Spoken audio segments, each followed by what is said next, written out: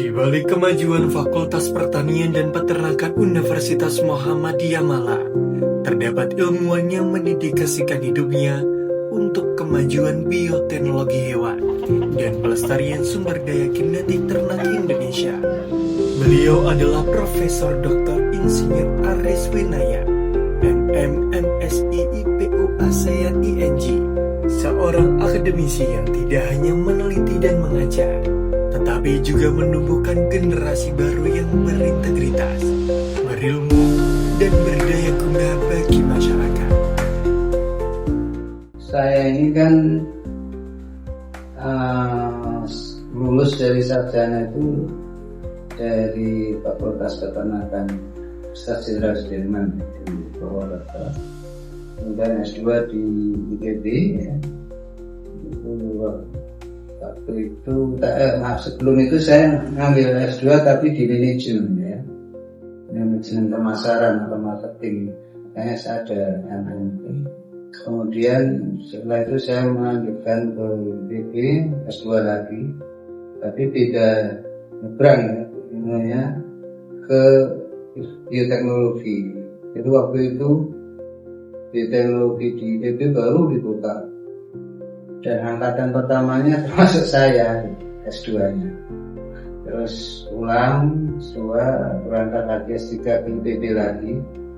Dan karena bidang saya peternakan itu, kemudian saya ngambil di ilmu peternakannya, cuma tetap saya tetap di bidang genetika pemeliharaan ternak. Hanya pendekatannya kalau di S3 sudah ke arah molekuler. Jadi di DNA itu berpengaruh nanti partikel gen.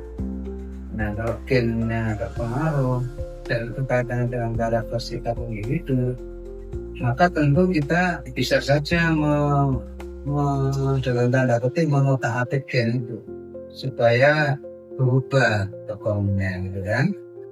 Contohnya misalnya pada ayam, tokohnya tadinya seperti ini, ada perbedaan warna, sini agak sini putih, sini coklat. Ini kan sebenarnya juga faktor itu.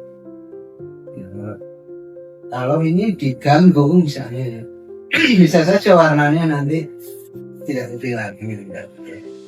Dalam semuanya itu dalam karakter manusia, karena itu yang menyebabkan gen tadi kan. Kalau kita melakukan gangguan, melakukan perbaikan pada gen nanti tentu diharapkan berubah karakter. Nah, itulah yang menjadi menarik, karena Anda jadi paham ciptaan Allah itu sangat luar biasa ya, karena DNA tadi kan sebenarnya terdiri dari susunan yang lebih kecil lagi, dan jumlahnya itu kan ditentukan hanya dikategorikan dari jenis basanya. DNA basanya itu hanya 4 sebenarnya jenis basanya, tetapi 4 ini bisa mengkarakterisasi makhluk hidup apapun ya, yang kita sampai hari ini nggak bisa mengerjakan. Karena kita belajar beda itu pasti kita makhluk hidup ini seperti nggak ada apa-apa ya, kita masuk yang apa namanya ke struktur yang rumit tadi. Jadi Allah manusia ya, kalau nggak percaya Allah yang menciptakan apa? Karena rumit, tapi ya itu kayak gitu, itu yang menyebabkan saya tertarik. Nah, intinya sih di samping juga dengan itu nanti bisa dipakai untuk tujuan macam-macam yang hubungannya dengan eksistensi manusia. Jadi kalau Indonesia itu kan kaya akan sumber daya genetik ya, entah itu hewan, tanaman, berubah. Nah, semua itu kan memiliki kekhasan masing-masing, yang itu hanya misalnya ada di Indonesia. Nah, kalau ini nggak kita identifikasi, tidak kita karakterisasi, ada itu kekayaan budaya kita. Nah, tiba-tiba punah misalnya, itu kan sayang. Nah, untuk menjaga itu fungsi daripada keberadaan dari simbol itu yang ada di Indonesia itu sangat pasti sangat mempengaruhi kondisi lingkungan kita. Dengan itu kekuatan hayati lokal kita itu harus tetap dipertahankan untuk menjaga ya, selain menjaga kekayaan juga menjaga lingkungan. Nah, salah satu cara kita mengenali itu adalah melalui variasi genetik, ya kan? Nah, variasi genetik tadi juga tidak sekedar dilihat dari apa yang nampak, ya. Misalnya warnanya, besar kecilnya dan seterusnya. Bisa saja warna itu sama, tetapi sebenarnya makhluk hidup berbeda di level DNA-nya tadi. Nah, itu yang menarik. Jadi sebab DNA nanti juga mempengaruhi potensi sifat. Itu yang untuk diperlukan suatu teknologi yang satu untuk mengenali macam-macam tadi, yang kedua untuk melindungi. Dengan mengenali macam-macam tadi kan kita bisa melindungi. Oh ini punyanya kita. Kok tahu ya, karena susunan DNA-nya seperti ini. Di tempat lain misalnya di luar Indonesia sana sama-sama ayam, tapi susunan DNA-nya bisa saja berbeda. Nah, perbedaan-perbedaan ini yang khas di Indonesia itu harus kita pertahankan, jangan sampai musnah, karena kekhasan ini otomatis mencerminkan juga kemampuan hidup beradaptasi di Indonesia.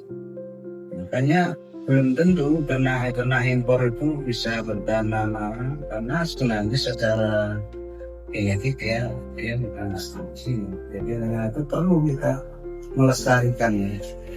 Jadi tantangan kita ini kan bagaimana ternak lokal kita bisa bersaing dengan ternak asing, ternak impor, ternak asing.